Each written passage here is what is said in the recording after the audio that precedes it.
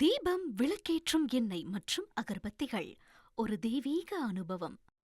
டிட்வா புயல் காரணமாக கடலூரில் 5ஆம் எண் புயல் எச்சரிக்கை கூண்டு ஏற்றப்பட்டுள்ளது.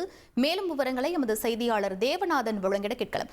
தேவநாதன், இந்த 5ஆம் எண் புயல் எச்சரிக்கை கூண்டு எதை குறிக்கிறது? தற்போது அங்கு நிலவக்கூடிய சூழல் என்னவாக இருக்கிறது? முழு விவரங்களை பதிவு பண்ணுங்க.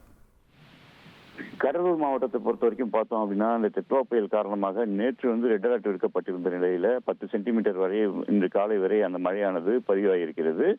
மேலும் பார்த்தோம் அப்படின்னா இன்றும் மழை தொடரும் அப்படின்னு சொல்லி அறிவிச்சிருக்காங்க. நேற்று பிற்பகலுக்கு பிறகு கடலூர் மாவட்டத்தில் பெரிய அளவிலான மழைப்பொழிவு எதுவும் இல்லை என்றே சொல்ல வேண்டும். அதே போல பார்த்தோம் அப்படின்னா கடலூர் துறைமுகத்துல 5ஆம் எண் புயல் எச்சரிக்கை கூண்டு ஏற்றுவதற்கான அறிவுரை நேற்று இரவு வழங்கப்பட்டிருந்தது. இரவு நேரத்தில் மின் விளக்குகளால் மட்டுமே அந்த 5ஆம் எண் புயல் எச்சரிக்கை கூண்டு காண்பிக்கப்படும். அபாய அளவை குறிக்கும் இந்த 5ஆம் எண் புயல் எச்சரிக்கை கூண்டு தற்பொழுது கடலூர் துறைமுகத்தில் ஏற்றப்பட்டிருக்கு.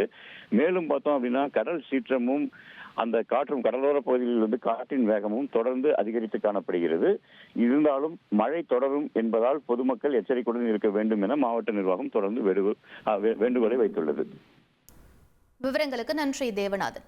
டிட்வா புயல் காரணமாக புதுச்சேரியில் கடல் சீற்றம் ஏற்பட்டுள்ளது. இது தொடர்பான காட்சிகளை தற்போது பார்க்கலாம்.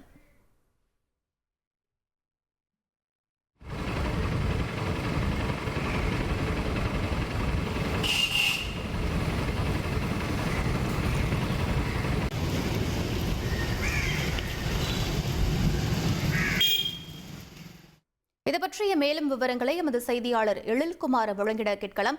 எழில்குமார், தற்போது காற்றின் வேகம் மற்றும் கடல் சீற்றம் எந்த அளவில் இருக்கிறது? பொதுமக்களுக்கு என்னென்ன அறிவுறுத்தல் வழங்கப்பட்டிருக்கு? எழில்குமார், டிட்வா புயல் காரணமாக புதுச்சேரி துறைமுகத்தில் 5ஆம் எண் புயல் எச்சரிக்கை கூண்டு ஏற்றப்பட்டுள்ளது. மேலும் காற்றின் வேகம் மற்றும் கடல் சீற்றத்தின் காரணமாக கடற்கரை சாலையில் பொதுமக்கள் மற்றும் சுற்றுலா பயணிகள் வருவதற்கு முற்றிலுமாக தடை விதிக்கப்பட்டுள்ளது.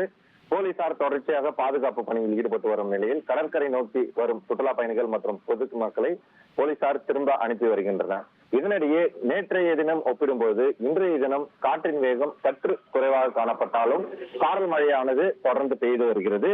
குறிப்பாக கூற வேண்டும் என்றால் நேற்று காலை 8:30 மணி முதல் இன்று அதிகாலை 5:30 மணி வரை 7.3 சென்டிமீட்டர் மழையானது பதிவாகியுள்ளது.